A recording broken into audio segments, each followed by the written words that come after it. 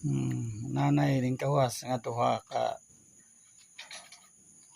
baby pig ning gawas, duha ka baktin. Mga nakay pa siya. Pagkabot na ko diri kanina, duha na ning gawas. Ako na lang balhin. Kay ning gawas naman siya diya sa iyang bilhan. Laski ra ba o buyag. Duha ni siya. No ni karon nanganak ang karong adlaw 23 113 siya nanganak.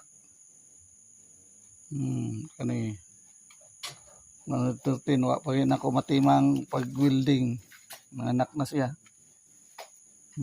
Kani mao ni siya karon. Duha ka baby pig. Una ning gawas. Karong alas 10 pa, alas 10.